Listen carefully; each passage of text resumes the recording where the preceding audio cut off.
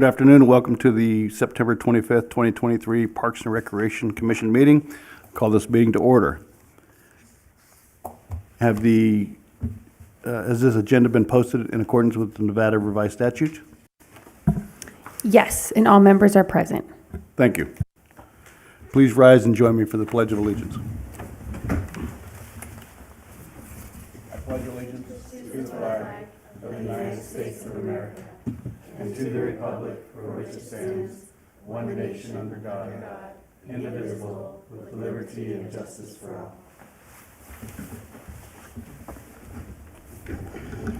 This is the time for public comment. If anyone in the audience would like to make public comment, this is your opportunity. Anyone who's not present can also make comment by dialing the number on the screen, which is 702-589-9629. Or you can provide public comment written via the city's website.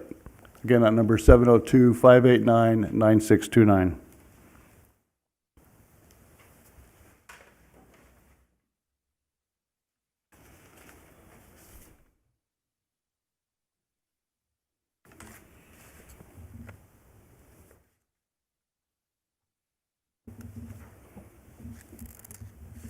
This is our public comment meeting for the Parks and Recreation Commission. Wishing to make comment may call 702-589-9629.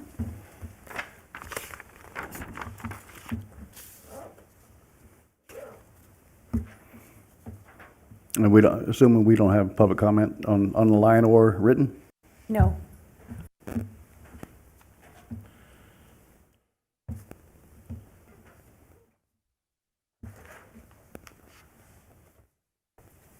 Last call for public comment. Anyone wishing to make public comment not present, may dial 702-589-9629.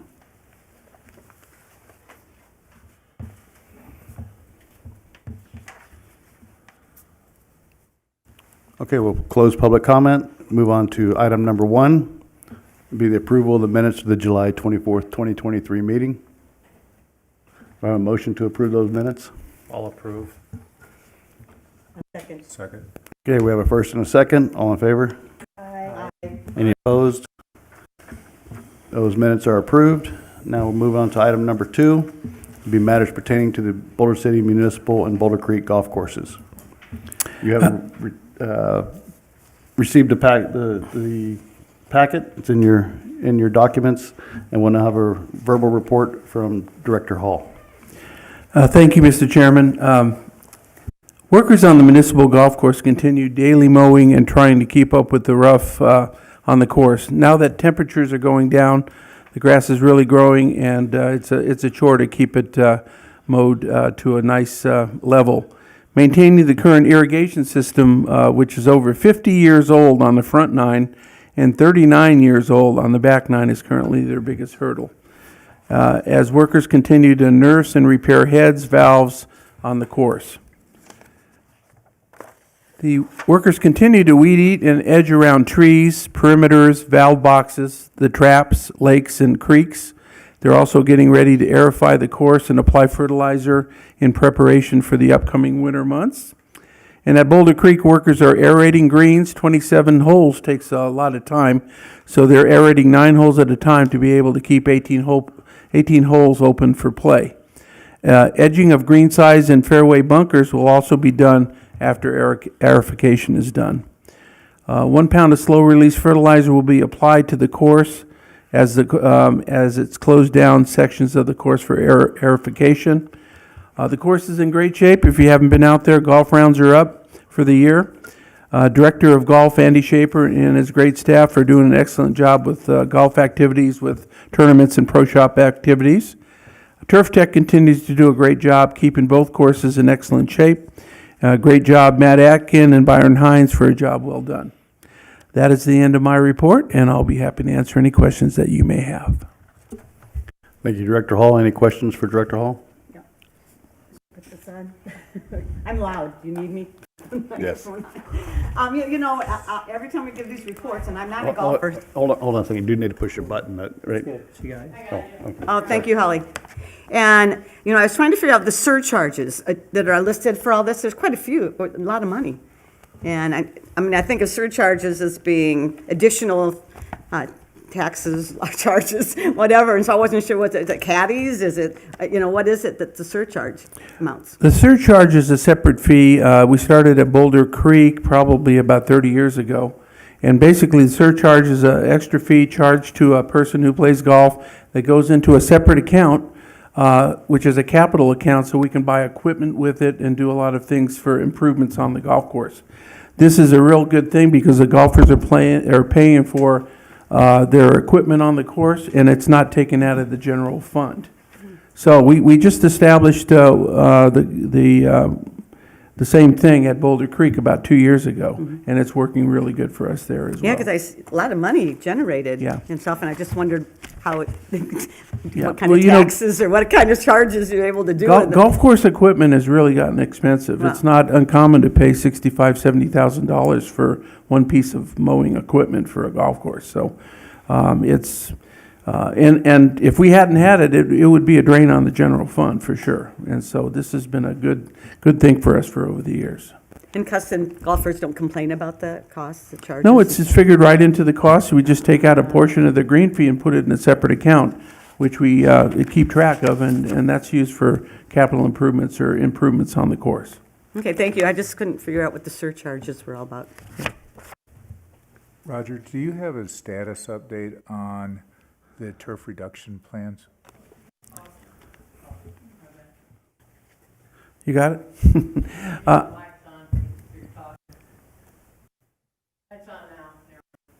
Okay. So yes, I do have a status report on that. Basically, the Public Works Department is working with Lage, I guess Lage Company to come up with a plan for the Muni Golf Course. One of the things on the golf course is it's so old, the irrigation system is so old, we want to replace the whole thing. And there's about a $5 to $6 million cost associated with that.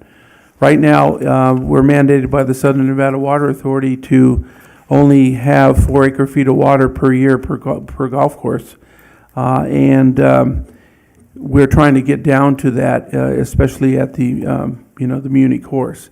So basically, Lage is coming up with a design, taking a look at the whole golf course, redesigning the irrigation system, and coming up with a set of recommendations for us to take out grass, to be able to get down to the 4 acre-feet per year. And that is currently being done right now as we speak. Do they have a timeline for when that's going to be ready? I can't remember what the, Currently, the proposed date to hopefully start that project is not until January of 2024. I was inquiring about the completion of the plan. Oh, the plan won't be, I don't think, until the spring right. of '23. Okay, thank you.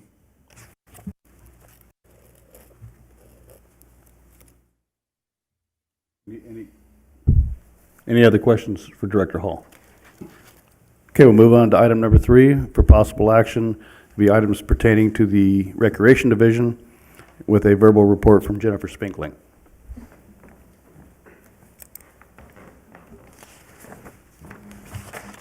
Hello. So I did give all of you the September through February brochure. Chad said I already gave it out, so y'all already got a sneak peek, I guess. Good job. It's beautiful. Thank you. So it contains everything that we offer from September through February. Couple highlights, we had our first ballroom dance class this month, and real positive feedback. I even had one gentleman call, and he was hoping it would be more than one day a month. So they're looking at doing it 2 Saturdays, the first and third Saturday of the month.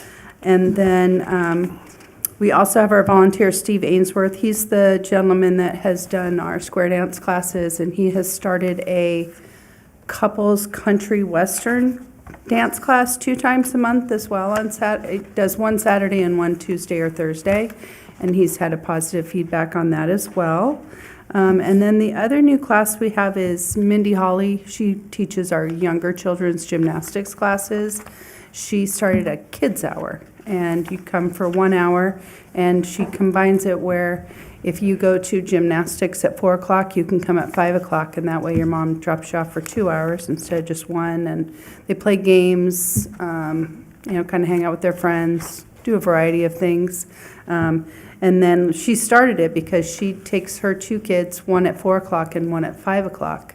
And so, for a mom that has that, which we have several, they can drop off at 4 o'clock. One kid goes to kid hour, the other kid goes to gymnastics, and then at 5 o'clock, vice versa. So it's kind of a nice little thing that she started, and, it's getting a hold and starting to gain popularity. So I think she'll continue that. Safe Key, we currently have roughly 32 students in the morning and 25 in the afternoon, even though our numbers, vary greatly on a regular basis. We've been up to 40 in the morning and, 36 in the afternoon. So just kind of depends what people's needs are. We're doing the Apple Core reading, and then we're also having the library visit us every week. They read us a book, and then they bring Legos and do a craft. So kind of keeping them, they did that all summer, and now the library's coming to us. So I think that's pretty neat.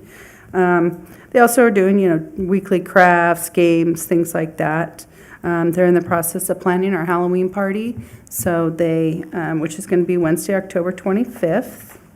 And then our Tiny Tots, we currently have 16 children in the morning class, which is 4 and 5-year-olds, and then we have 10 children in the afternoon class, which is 3 and 4-year-olds. We are planning our trick-or-treating day, which we started in COVID, where Tiny Tots used to go to the local businesses. And in COVID, we decided that they weren't going to go out, that we would have a socially distanced trick-or-treating. And it worked out so well, and everybody liked it so much, we've continued doing it that way. And local businesses come in, they each get a table, and they decorate it. And so we're sticking with that and doing that again this year. Art Center and Fitness Center, I really don't have anything new. They're kind of status quo, doing great. And that's about all I have, unless somebody has any questions for me. What day of the week did you say that kid hour was? I believe it's Tuesdays. Anything else for Jennifer? Thank you. Thank you. Next is our verbal report from the sports program, Zach Murphy.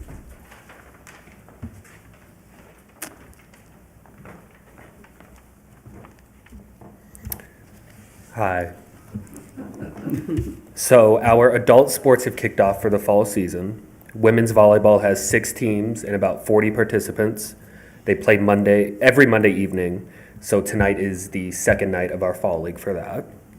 Co-ed softball plays on Sunday evenings. We have 5 teams signed up for that with over 60 participants. Last night was our 3rd week for that. With youth sports, today might mark the halfway through our youth soccer season. We ended up with 32 teams and over 330 kids in it, which is really good numbers. Really happy about that. Players will start practicing for our youth volleyball and our youth flag football season later this week, and to start preparing for games that start later in October. Our fields are staying really busy with lots of youth and adult baseball tournaments and rentals. Almost every weekend we have baseball tournament rentals, and it's been great that we've been able to rent those out and get a lot of use out of them. Pretty short and sweet if you guys have any questions. Anything for Zach? Thank you. All right, thank you.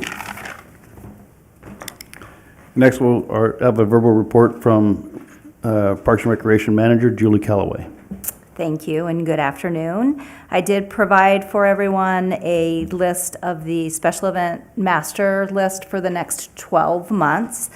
And that just gives you an idea of all the things that are in the works currently, although we have new items that are coming in on a regular basis. I did want to take this opportunity to highlight our part-time office assistant, Pam Hickey, who is the primary office assistant responsible for the administration of the special events, along with Director Hall, of course. She has been with the city of Boulder City for 18 years, and next month she will be retiring. So we are sad to see her go, but we're happy for all the time that we had with her. One of the major things about our office is that because we wear so many hats, we try to cross-train everybody, so at least you have, an insight on every aspect of what goes on in our office so that you can have that continuity of service and be able to provide anybody that comes in, hopefully with a good answer for whatever question they might have. And 2 of our office assistants, part-time office assistants, are currently and have been for the last couple of weeks training with Pam and the ins and outs of special events. So we're sad to see her go, but we're happy for her to be able to retire. So we did have a very successful ribbon cutting for the dog park last month. A lot of people were out there. It was a great event. It has a really nice environment out there for the dogs to be able to run free. There was a good video that was online. If you haven't seen it, you'll be able to see the event. It was perfect for weather, and a lot of kids came out and parents came out and dogs came out, so it was a great event. We do have another ribbon cutting scheduled for October 9th at Hemingway Park. This is to celebrate the improvements that were possible with partnerships with Nevada Department of Wildlife, Clark County Commissioner Jim Gibson, and the City of Boulder City. The improvements included the nature trail, the interpretive signs, the ram cam, and the ongoing outreach that the Nevada Division of Wildlife has going on at the park. There's a flyer provided for you. Hopefully you'll be able to come out next month and be a part of that ribbon cutting ceremony. If you haven't seen it, the ram cam is the latest improvement. The live feed is available on the city website, and it's been fun to watch the activity that is out there. I think they might be a little bit camera shy because we haven't really seen them as early in the mornings, but you do have that opportunity to see them daytime, and you can get a little bit of a night vision as well out there. Update on Bravo Field concession building. The majority of the repairs have been completed. There's just a few more repairs that are needed to the roof of that facility. Last, we did celebrate over Labor Day weekend our golf course anniversaries, where Boulder Creek celebrated 20 years and the municipal golf course celebrated 50 years. And we had anniversary pricing that weekend, and it was very well received.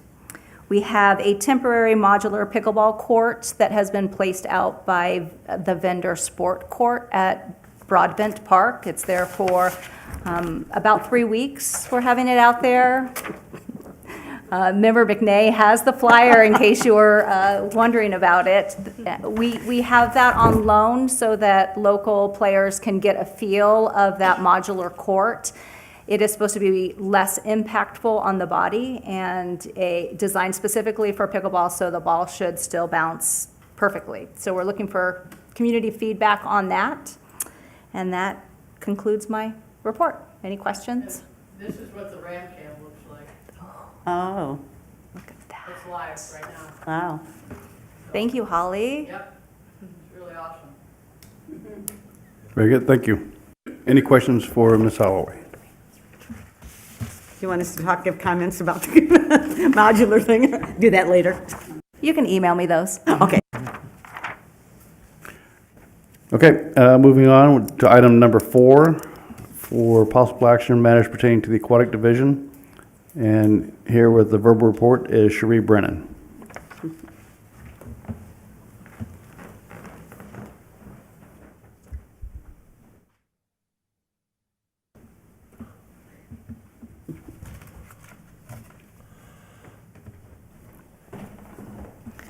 Thank you. I handed Mr. Pickens a stack of pictures that go along with some of the things I'm going to be talking about. So if you could please pass those along, I'd appreciate it. So with school starting, our staffing has dwindled quite a bit. High schoolers are busy with school, and many of them play sports, and then we had a few leave for college. And then sad-ish news, Terry Grothy, a longtime water aerobics instructor, is taking a hiatus, and she, at this point, plans to be back for the summer, but is not going to teach while we're under the bubble.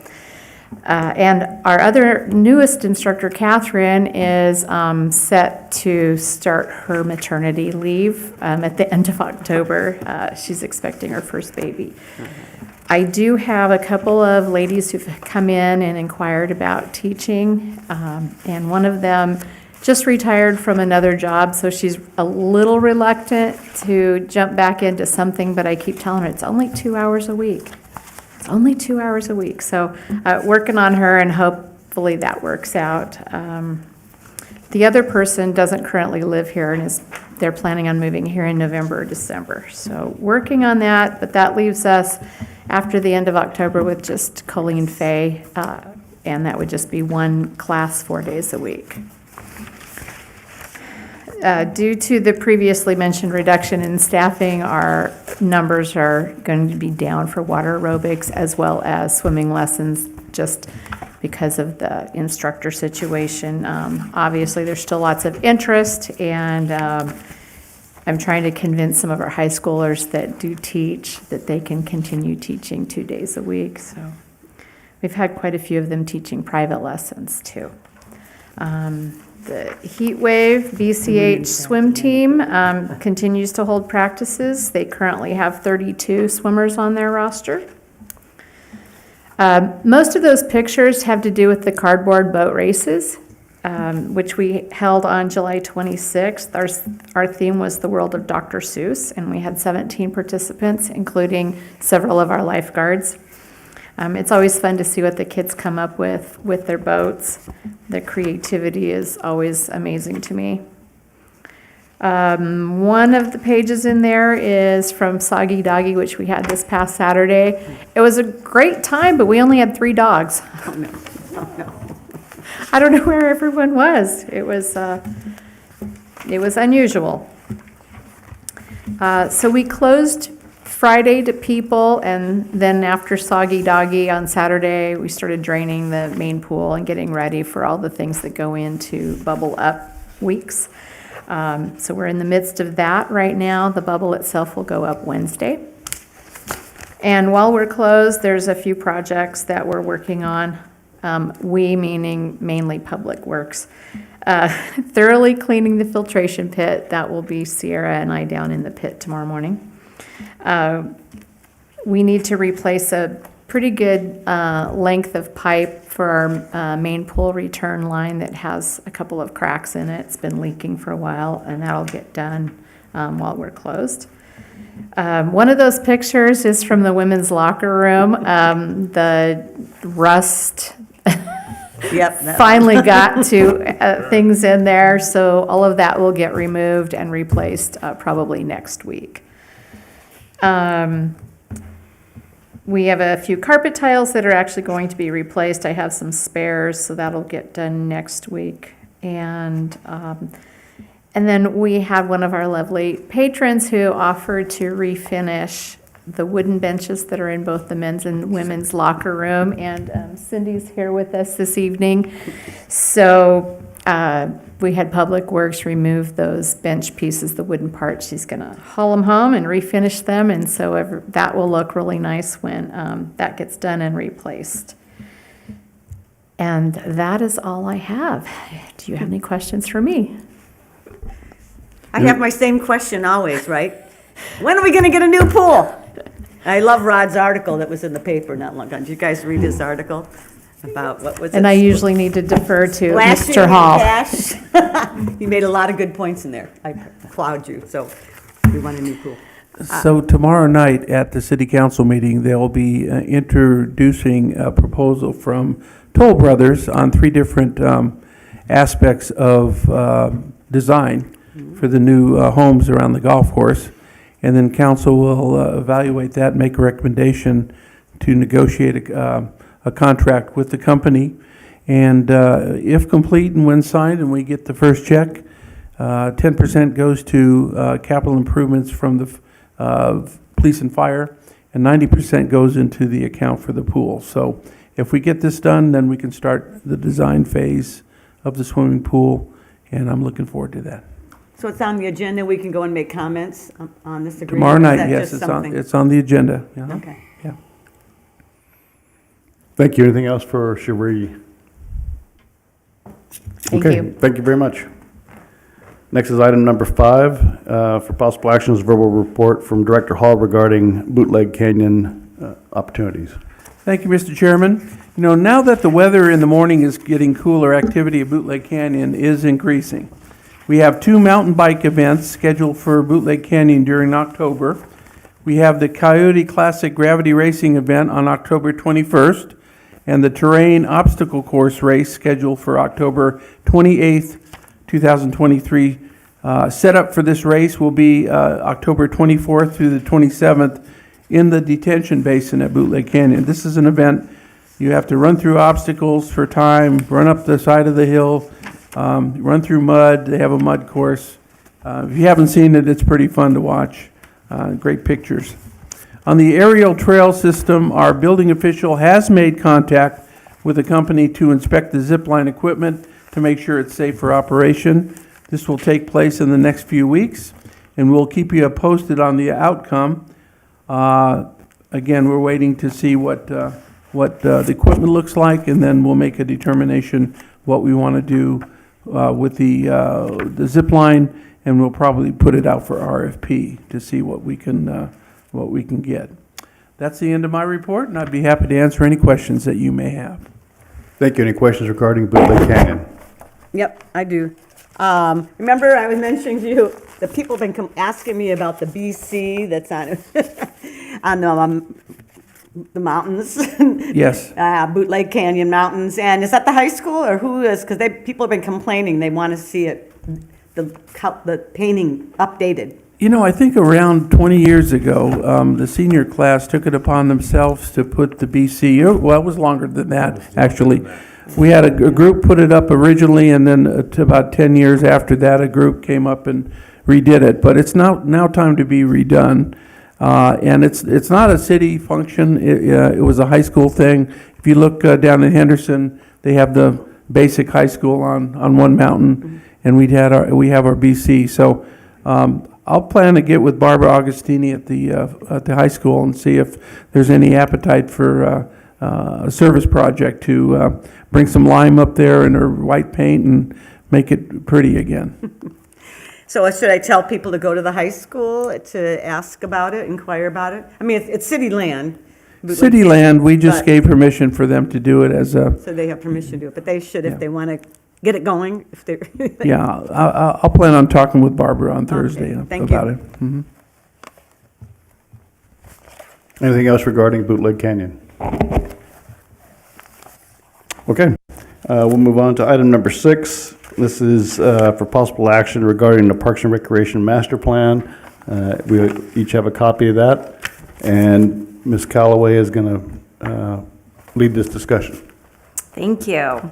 We are very excited today to share with you our department's master plan. This has been a work in progress for the past several years, and a lot of hard work has gone into the development of this plan. Several employees have had a key role in the creation of this document, including Department Secretary Sherry Bunk, Coordinator Jennifer Spinkelink, Sergio, our landscape supervisor, and Brock Armentrout, who helped with the technical aspects of the document creation. And again, this was really a group effort from everybody in our department and other city staff. So what is a master plan? A master plan is an all-encompassing approach used to identify parks and recreation needs for the community. It is a planning tool to be used as a source document for the Parks and Recreation Commission, the City Council, the City Manager, and the Parks and Recreation Administration to identify long-term budget needs for the department. It includes all parks and recreation facilities, the golf courses, and the swimming pools. It also includes current condition assessments of these facilities. The plan includes information on the programs and services the Parks and Recreation Department offers, along with a little glimpse into how they operate and recommendations and goals for the future. The master plan before you today also includes industry standards provided by national organizations like the National Recreation and Parks Association and the United States Golf Association. The master plan draft before you today is an updated version of the plan that was presented to the Parks and Recreation Commission in February of 2020. We received approval from the Parks and Recreation Commission at that time, but we were unable to move forward to obtain city council approval in 2020 due to a pandemic.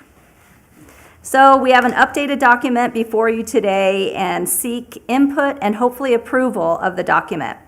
We are focusing on the content within the master plan. If you have any notated grammar, punctuation, any errors along those lines, please just jot them down. We don't really need to discuss those, but we do want to know so that we can make the corrections moving forward.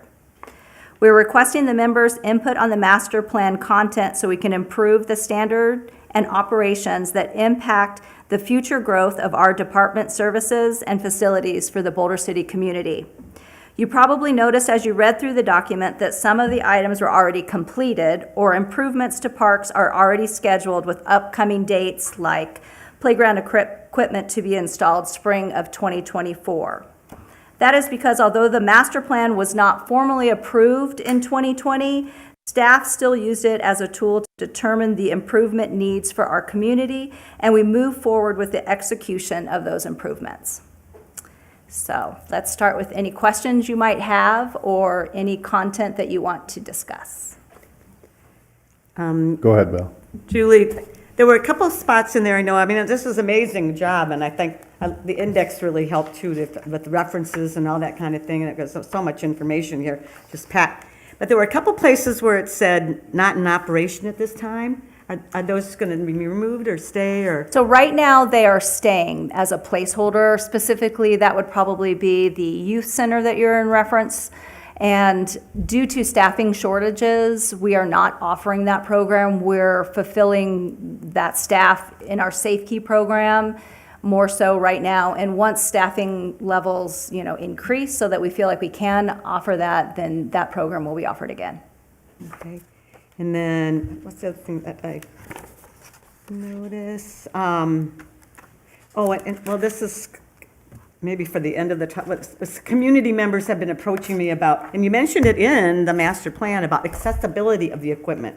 All the new equipment you're replacing, mainly because it's falling apart and all that, and this on order and behind and all that. But they were wanted to make sure that because there's a new group in Boulder City too, that the Accessible Boulder City group, that are trying to follow ADA more. They think Boulder City citywide is not following in the Americans with Disabilities Act.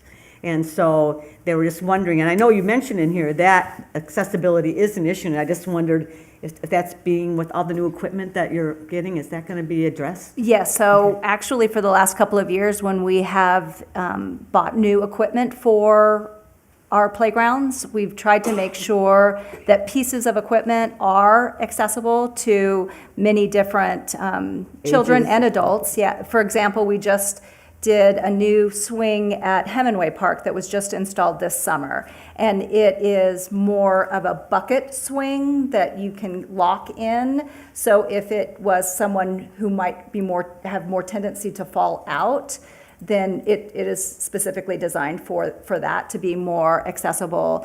We have music equipment that we have installed at 2 of our parks that if you were in a wheelchair, you could roll up to it on the sidewalk and be able to operate that musical equipment without having any struggles with reaching it. So we're taking that into consideration with every new park or in anything new that we're adding to a playground, and including looking at our options for safety surface as well to make it more accessible. Yay. Is it safe to say that NRPA and those kind of organizations have guidelines for that already? Absolutely, yes. Anyone else have questions regarding the master plan or any comments? This is amazing. There's so much information here. Oh my God. I want to address on at 104, page 104, 105, I'm not sure which one it belongs on, but it seems that there's a lack of addressing security of the parks and protection of the facilities and the infrastructure. I know we've had some damage over the course of the last few years, and so if we could add in a measure of security and protection of those facilities, I think that'd be a good idea. what's the best method for us to, I think if you wanted to go ahead and make a motion and see if the other members agree with that, then we can certainly put wording in there to add security measures, because that would probably be anything from increased patrols by PD, maybe even offering different amenities within the park. Sometimes the more a park is used, the less it is vandalized, so that could be a security measure as well. And then, of course, the extreme of doing a video, security camera along those lines would be a more extreme version of that. But I think if you all wanted to agree on us adding that as one of the goals in the future, that would be great. anyone else have comments on that item? It seems like it's an ongoing problem to monitor those and try to stop vandalism and other things. So have you found anything that's been successful in that regard over the years? Or is it just a lack of funding, or is it just there's really no way to police it and monitor it effectively? Well, one of the things that the police department has successfully done in the last couple years is provide cameras that can be moved around to various locations that we're having problems with. And we were having some break-ins at the Boulder Creek Golf Course parking lot. We put the camera up and people see the camera and they're not going to break into vehicles. We did the same thing with the Albertsons parking lot where there were break-ins to vehicles while people were shopping. No break-ins once the cameras were in place. If you look at Bicentennial Park, we have a camera on the main pole here. It's a 360-degree camera that takes into consideration Bicentennial Park, Colorado Street, Wilbur Square, and City Hall. And so if we do keep on doing that, it seems to be working pretty good. We do have cameras at a lot of other facilities, and it seems to be working really good. So that we're going to continue probably with that aspect of it. So is there a plan to put in more security cameras, or just? Yes, there is the police department right now is working on cameras for City Hall, interior and exterior for City Hall, and also, I guess, some that are facing Bicentennial Park on the outside. And there's another facility that they were looking at to put cameras in. But I think there's a line item in the budget for security cameras, and we're looking at the different facilities. I would like some over at Parks and Rec to keep track of our sometimes delinquents over there. But, and I'm not talking about staff. I'm talking about, but you're welcome. I think it's a good thing. I think people see cameras, they know they can be filmed, and so they think about what they want to do, bad things that they want to do. So, Do you just have a certain amount each year that you're budgeting to kind of incrementally increase that? Or? That's correct. The police department is in charge of the security and camera systems, and I know they have a program in place for that. Thank you. Mm-hmm. So would it be helpful or not necessary then to add, for us to make a motion to add something like that in? I think it's very helpful. It just increases the chances of it getting done Okay. a lot sooner. Anyone else have any comment? Is it mostly vandalism, or are there other security issues at the parks that are a concern? I think it's a combination of vandalism and security issues. Okay, people are stealing things at parks, and then we have kids that like to destroy things. So when they see that the little red light going on, they kind of think twice about doing what they want to do and go somewhere else. So the trick is to get other cameras in other places, so when they switch parks, we can catch them at that park as well. All right, so vandalism and theft are the main concerns? Two main concerns, yeah. And not... And, security too, keeping track of big special events. This park up here, Bicentennial Park, Colorado Street, Wilbur Square, is the hub of our major special events. We have the Spring Jamboree up here. This weekend we have the Worst Festival. We have Art in the Park after that. We have the Beer Fest. So keeping track of large crowds is always a good thing to, have. And if something bad happens, you have the video capability of maybe tracking down, what happened or who did it or whatever. So it's always good in our society nowadays. It's unfortunate, but I think it's a good idea to do that. Okay, thank you. Hmm? Anyone else? So what would be an appropriate motion for that? You're not looking for dollar amounts because those probably change as costs go up, but I actually liked Scott's wording for the initial question, which was, I think, increased security measures. Increase protection and security of park facilities and infrastructure. Because I think it's broad enough that there's lots of different ways that we can utilize that recommendation moving forward. Because like I said, it could be as easy as programming more in that park. The more things that are going on in a park, the more activity that's going on, the less vandalism that would be there. So that would be one means that we could do it, or, upping police presence and then cameras as well if need be, or rotating the movable camera that we already have that exists from PD.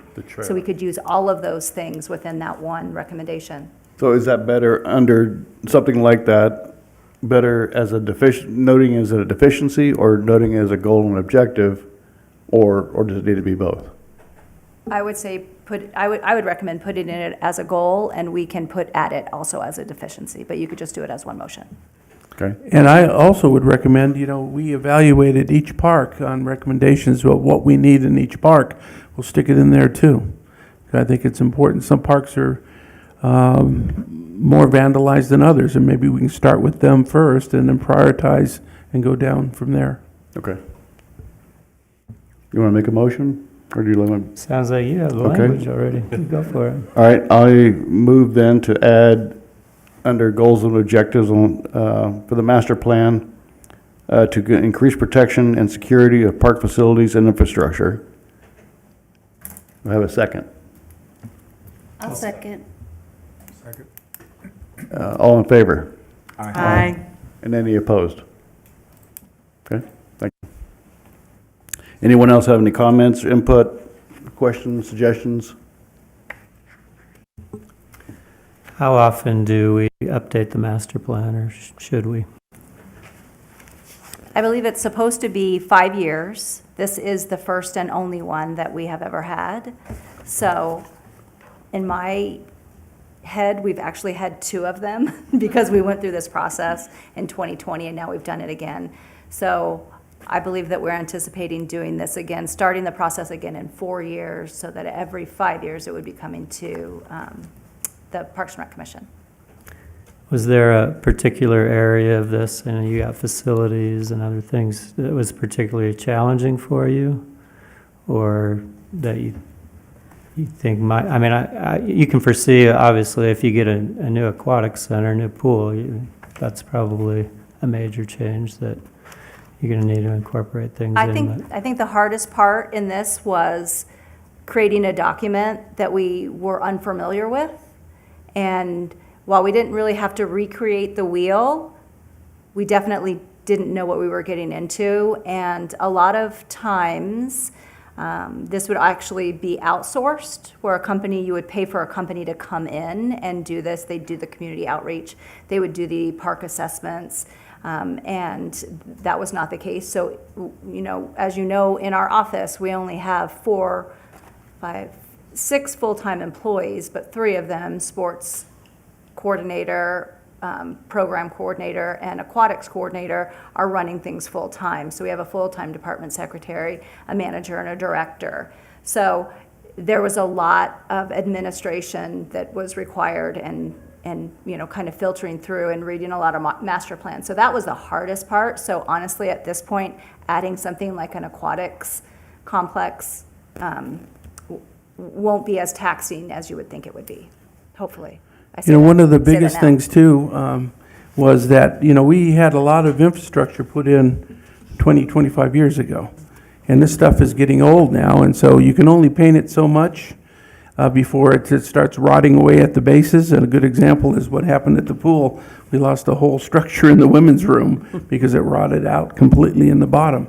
But we wanted a method that we could use to bring to the budget process and say, hey, our gazebos are 20 years old. They need to be replaced next year or the following year, or bad things happen, So we want to keep our parks looking good. We have 17 parks. It's a lot of equipment. And we just wanted to make sure we have a method to our madness and keeping it looking nice for the residents of Boulder City. Yeah, so I want to compliment you on this. It's a really great job, and I'm actually glad.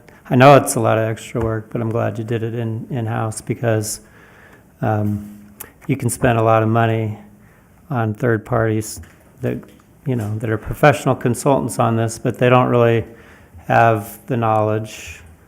And even if you try to feed it to them, they're just going through the motions sometimes. And so I think, you guys know where the rubber meets the road and how to dial in on specific needs of our community. And so I'm not saying you should never go out to a third party, but I think it's, you're going to get a lot better results doing it in-house when you can. And I think that shows in this report, this plan. So thank you. Thank you. Anything further on the master plan? I have a question about the staffing. You've stated that you have 10 full-time staff and then part-time staff. Is that a discrepancy between a salaried employee and an hourly employee? Are the part-time staff under 40 hours a week the entire time, or are they seasonal? What is the use of those part-time and full-time for us to understand that? So honestly, all of the above, what you just said. We do have seasonal, so we might have staff that they come home for the summer and they only do, let's say, Safe Key Summer Parks for the summer. Then we have regular part-time staff, 20 hours a week. And that would be like our office assistants. We currently have three office assistants within Parks and Recreation that are all only allowed to work 20 hours a week, or actually 19. You're not allowed to work more than half of a full-time employee. Otherwise, the state of Nevada, you have to offer them, or you have to pay for their PERS. So you have to pay into their retirement. So the majority of our part-time employees are either going to be seasonal or they're going to be less than 20 hours a week part-time employees. We do have in our department a handful, off the top of my head, I'm going to say 30, and that might be high, 32-hour-a-week part-time employees. So they're not full-time in the sense that they're not working 40 hours a week. They're not getting benefits like vacation. However, because that's going over the 20 hours a week that's required to pay PERS, we do pay PERS for those 32-hour-a-week employees, but they don't get the other benefits like healthcare and vacation leave. Okay, and a follow-up question. Is there a staff position that you think would benefit Parks and Recreation going forward that would help with the future work that you may see? Yes. One day it may be I think it would behoove us, and in the past we've had a position that was a golf course supervisor, and I think with the $1 million assets that we have between Boulder Creek and Boulder City Muni, I think that would be very beneficial for oversight of the golf course operations. I would also say that with the number of special events that we have within the city, a full-time special events coordinator would be quite beneficial as well. And I could probably go on and on, but I won't. Currently, the golf course is contracted out for superintendents and management. That's right. Turf Tech operates and does the maintenance on both golf courses. Yeah. Okay. According to the NRPA, which is the National Recreation and Parks Association, for the 2023 field report, the national average for 10,000 people, 8.9 FT staff members per 10,000 residents. We are currently at 6.25 FT staff members per 10,000 residents, so we don't even meet the national average. And Julie's comment about a special event coordinator with Pam leaving puts a lot of pressure on the staff. Special events are very important to this town. They bring money in, people stay here, they eat here, they drink here, they buy groceries here, they buy gas here, and then they go home. It's very important to continue our special events in town with all the big events that we have. Also, softball tournaments, dog shows, anything to bring people into Boulder City. And it's going to come to a point where the hats won't fit anymore. We don't have enough space to put on another hat, and we would need new people. And we don't even meet the national average right now. So in the future, I'm sure that will be a discussion that we'll have with the city manager and city council. Okay, But thank we're you. very grateful to work for this department. We think that it is the best department in the city. Just gonna throw that in. All right, thank you. So does that need to be addressed in this master plan, the org chart and what the vision is for the future? You know, if you guys want to, address it, that would be fine with us. Again, it is a deficiency. When the national average calls for 8.9 FTs and we only have 6.25 FTs, we're lacking there. So that is a problem. Do you think an org chart and potential places where deficiencies or wants or wishes for the future would be appropriate for this document to have a position for events coordinator or golf course superintendent or manager? Well, the overall staffing deficiency is notated under deficiencies, and it is also mentioned that we should be following the standards from the National Parks and Recreation Association. So I feel like it is addressed if we needed as a department to have that backing. I feel like it is notated in there. Yeah, well, besides the per capita staffing, it would be a need that staff would be able to fill, would also be a good reason for requesting that. One of the things that would be nice is if this is going to go to city council for final approval. And if we have, if the Parks and Rec Commission feels that we have two deficiencies and you want to elaborate on that, more power to you, because I think it's one that we do have, and it would help us out in the long run, I think. Well, it sounds like that is a deficiency. I would hate for us to corner you into saying you got to have of the vacant, or the positions you need, it has to be the person that does this.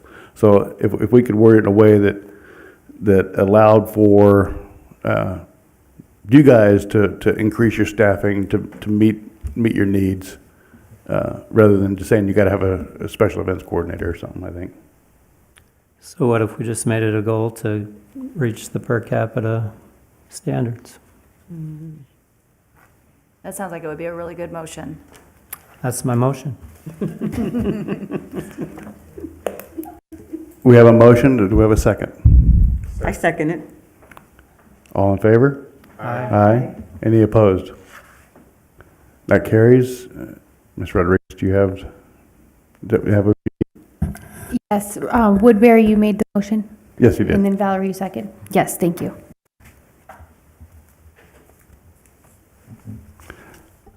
Okay, anything else on the master plan?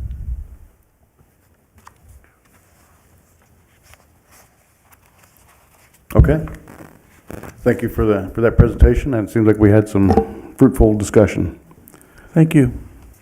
Moving on to item number 7, which is for possible action regarding the Parks and Recreation Commission reports. This is opportunity for members to report on facilities, maintenance issues, various operations, and community events. Mr. Pickens, do you have anything you'd like to start off with? No, I'm good, thank you. Ms. McNay, I know you do. Of course. Let's see. You addressed like the accessibility thing was a big thing, and you're already addressing that. And then I was wondering, when I was looking through the budgets and stuff, is the Boulder Dam Credit Union still donating money for pickleball players and that kind of things? I didn't see them under donations, I didn't think. They provide an annual donation for several of our sports, and pickleball does happen to be one of them, yes. Okay, because I didn't know if it was specific, and I just didn't, when they were listing donations, just on the tables of all the charts, I couldn't see their name listed where there were other people, so I was hoping they still were, and They are, yes. it will continue. Also, when I got here in 1977, Bill Ferentz, who was the manager of the credit union, introduced me to Eric Estes, And we met down at the Broadbent Park tennis courts. And we wanted to do a community project with the credit union, and they paid for all the windscreens around the Broadbent Park tennis courts, and as a community effort for the credit union. Eric is leaving. His last day is Friday of this week, and we're going to be going out and taking a picture. They've agreed to replace all the windscreen again, 46 years later, and we're going to get a picture for the paper. And I think it's a great gesture, and it'll be a good story. So. And we're glad his wife's working in the department. Linda. She's great. Is this passing on a little bit? Yeah. Okay.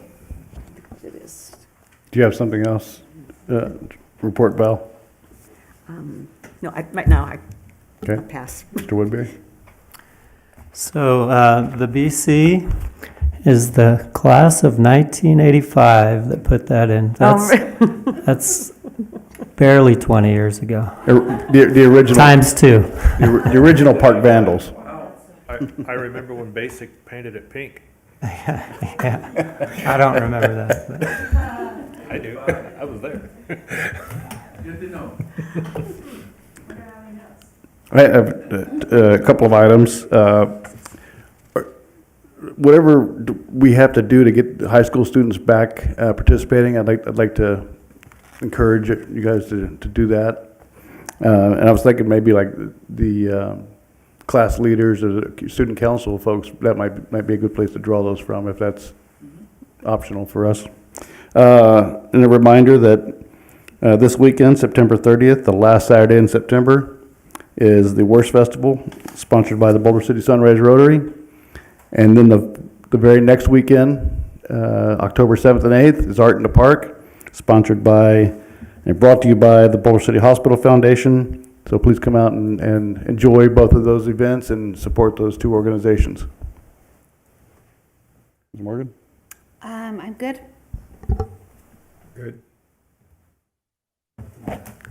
Nothing further? Scott, I do have one other thing. I passed around a picture of the model boating pond at Veterans Memorial Park. Every year, we have an issue with the water temperature. It gets warmer, and algae grows on it. I want to say that the Public Works Department, Water Division, I believe, did an excellent job this year. They started early on getting rid of the algae on top of the surface, and those are pictures of what it looked like before. And if you look at today or yesterday when I went by, it's really well done. They got all the surface algae out. People can use it without getting their boat stuck in the middle of the algae plume, and they did a real good job this year. And Is that a manual removal of that stuff, or is it chemical? That is or a both? manual. That is a person going out there with a big rake and raking. A lot of hard work, and we sure appreciate it because it looks a lot better.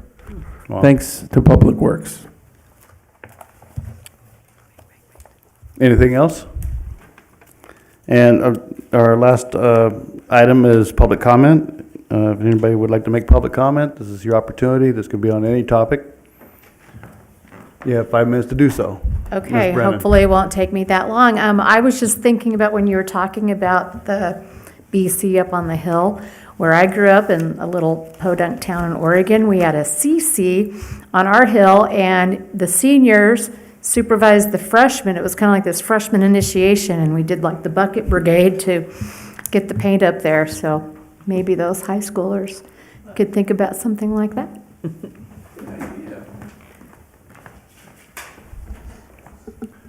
Again, this is our public comment opportunity. If anybody in the audience would like to make comment, you may, or you can call 702-589-9629.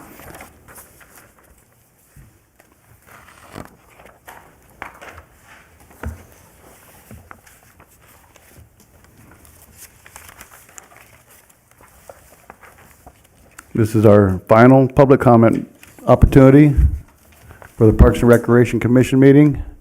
You can make a public comment by calling 702-589-9629. This will be the last opportunity.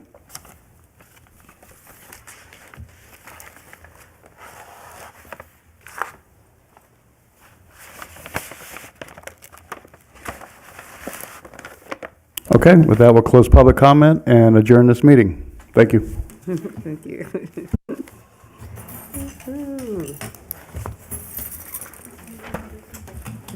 Oh, and thank you for putting your home on the home tour.